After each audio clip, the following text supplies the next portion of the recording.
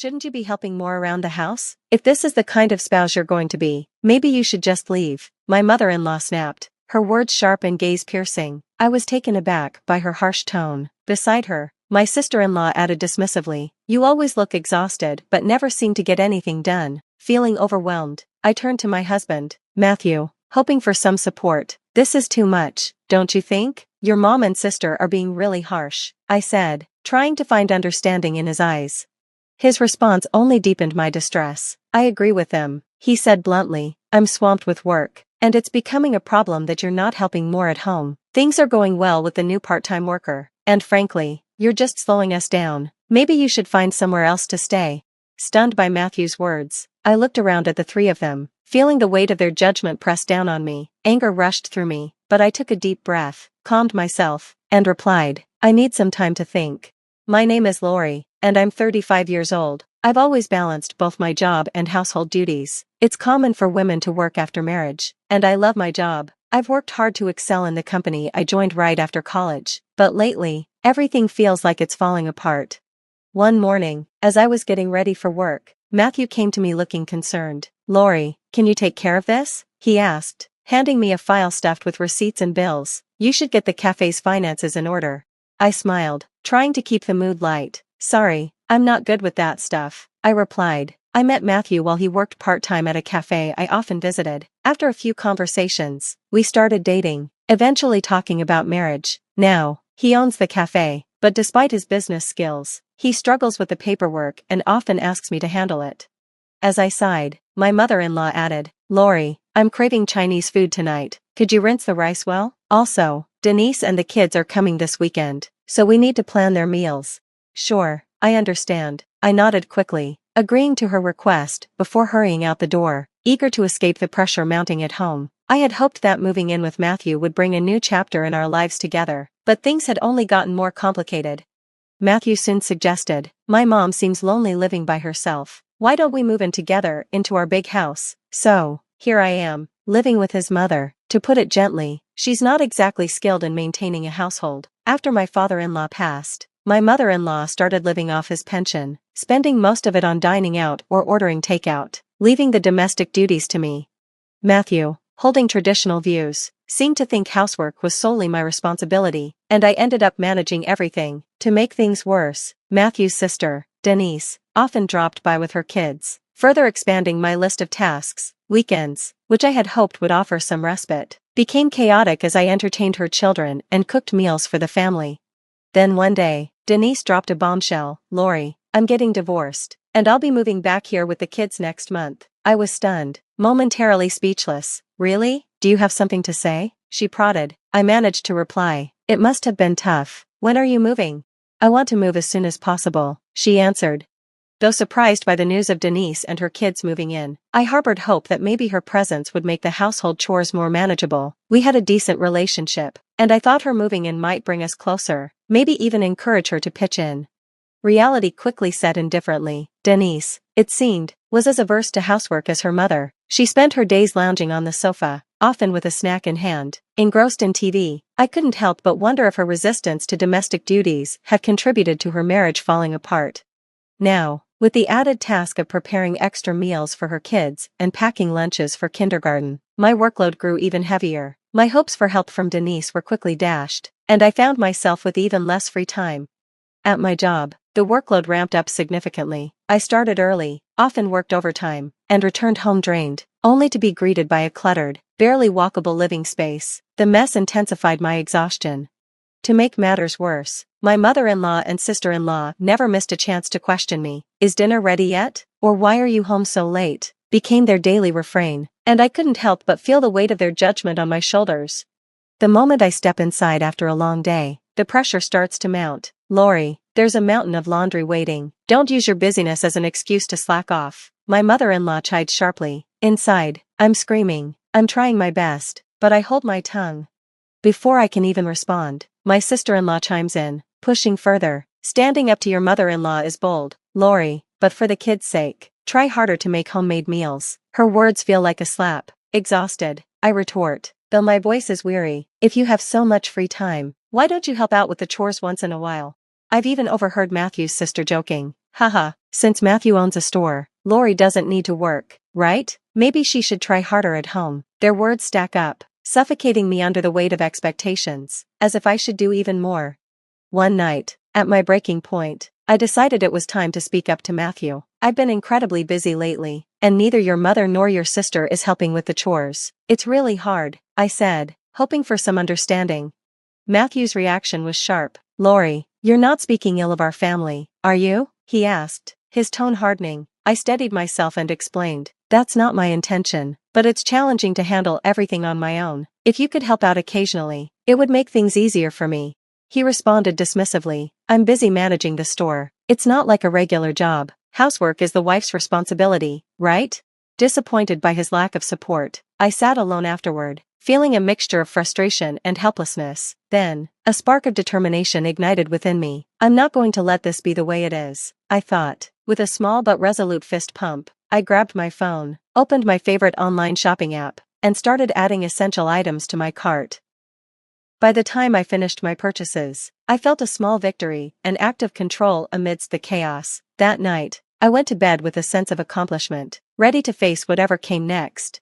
A few days later, my eagerly awaited delivery arrived, transforming my routine. It included a state-of-the-art washing machine, a robotic vacuum that could navigate every corner of our home, and a rice cooker that promised perfect rice with minimal effort. Each item felt like a lifeline, offering a little relief and making daily life just a bit easier. As I set up the new washing machine, my mother-in-law and sister-in-law walked in, their expressions a mix of surprise and curiosity. Wow, Lori, you got such a fancy washing machine. The old one still worked, didn't it? My mother-in-law asked, her tone laced with skepticism. I met her gaze with a calm smile, unbothered by her judgment. As I continued setting up the new appliance, it felt like a small, silent victory over the pressures I'd been facing. I calmly replied, the old one was getting slow, and this new one can do the laundry much faster. Their attention quickly shifted to the robotic vacuum and the new kitchen gadgets I'd also upgraded. I've updated these, too, I said, showing them with a hint of pride. These appliances, everything from the cleaning robot to the convenient cooking gadgets, were now my allies in managing the household more efficiently. Lori, can we talk for a moment? My mother-in-law's voice had a sharp edge as she beckoned me into another room. I followed, sensing a confrontation was coming. Once we sat down, the tension between us was palpable. Why did you buy so many things? She asked, her tone cold. Do you really need all these new appliances, or is it just to make your life easier? I tried to remain composed. I thought it would help things run smoother around the house, I explained, choosing my words carefully, but I could feel the simmering discontent. My mother-in-law wasn't satisfied with my response. Aren't we relying too much on machines? She countered. My sister-in-law, standing by, waved her hand dismissively, signaling her agreement. Despite their resistance, I held my ground. The appliances we had were outdated. Matthew's busy with his store, and I thought being more efficient at home would help everyone. Matthew nodded, his expression neutral. Maybe we should be more frugal, he suggested. His voice carried a tone of subtle reproach, and my frustration bubbled up. Maybe you're right, I conceded quietly, but inside, I was fuming. The conversation had quickly escalated. Are you even considering our household needs? My mother-in-law's voice grew sharper. I stammered, caught off guard. I am, but I'm just really exhausted, I admitted, feeling cornered. That's enough, my mother-in-law snapped, her voice filled with disbelief. I can't believe you're our daughter-in-law. My sister-in-law added, her expression dripping with disdain. I'll watch over Matthew. We don't need someone like you here. I looked to Matthew, hoping for some support, but instead, I received a cold, dismissive response. I understand what Mom and Sis are saying, he said, his words trailing off into uncomfortable silence. A chill lingered in the air as they left the room, and I sat there, the weight of their judgment pressing down on me. Despite their harsh words, my resolve only grew stronger. The appliances I had bought were necessary, not just for managing the household, but for my sanity. When I looked at Matthew, my heart sank. He gave me a cold smile and said, I have my store, so I decide how to spend my money, but being with someone who spends without thinking might be too hard for me. His words stung, but I kept my composure, silently counting to 12 before responding. He continued, a cruel edge in his voice. Also, I've noticed things have been going well with the new part-time girl at the store. She's more attractive than you are now. Maybe it's time for you to find a new place to live. A wave of anger surged within me, but I held it back. I took a deep breath, then calmly said, all right, I'll look for a new home. Finally, You understand, he replied smugly. I'll feel much better without you around. That night, Matthew signed the divorce papers, and I left, carrying nothing but the essentials and the divorce papers in hand. No one tried to stop me, leaving me to wonder if they had ever really cared about me at all. After finalizing the divorce at the city office, I found a stylish apartment and started fresh. Around the same time, an unexpected opportunity came my way, a promotion to section manager, a role I had previously put off due to my family situation. I embraced this new role with vigor, dedicating myself to my work and feeling a renewed sense of purpose. One busy day, my phone rang. The caller ID showed it was my former mother-in-law. Thinking we had nothing to do with each other anymore, I dismissed the call without checking the message. My new life had begun, and I wasn't looking back. A year passed, and one relaxing weekend, as I enjoyed my favorite music, my phone rang again. To my surprise, it was my former mother-in-law. I couldn't help but wonder what she wanted after all this time. I answered the phone. Hello, is something wrong? Lori, I finally got through. I didn't think you'd answer after so many calls, my former mother-in-law said, her voice wavering with uncertainty. Well, it's been a while. What's going on? I asked, keeping my tone neutral but cautious. She hesitated, clearly unsure of how to proceed, before asking, how's your new life? I gave a cheerful reply, masking any traces of tension. It's great, I love my new apartment, and work is going smoothly. I even got a promotion, and I'm really enjoying the freedom. That's good, she said. Lori, can you come back home? I was taken aback. Why? We're struggling financially, she admitted, prompting me to think to myself that I had suspected as much. I responded cautiously. Matthew's cafe only makes about $2,000 a month, right? If no one else in the family works, things could be tough. You know about that? She asked, surprised. Yes, I replied. I handled all the accounting. Matthew pretended his business was thriving, but he was completely oblivious to the real financial situation. She seemed stunned. You knew all this and didn't tell us? We had no idea you were doing so well in such a big company, or that you were contributing so much to the household expenses. I couldn't help but feel a sense of vindication. Yes, I contributed more than $5,000 a month. That's how you all managed after I left. The truth was that I had been covering the gaps in Matthew's business losses, which he had never acknowledged. And now, it seemed, reality had hit them hard. Lori, please come back, my former mother-in-law pleaded again. I sighed and asked, how's the cafe doing now? She sighed heavily. We might have to close soon. The part-time workers keep quitting. I smirked inwardly. It's hard to keep it going with his management style, isn't it? His little bit of pride doesn't help. Not doing proper work, I mean. How many women out there would support a guy like that? There was a long pause before she weakly responded. I never realized housework could be this hard. With 3 adults in the house, how can it be this chaotic? What are Matthew and your daughter doing?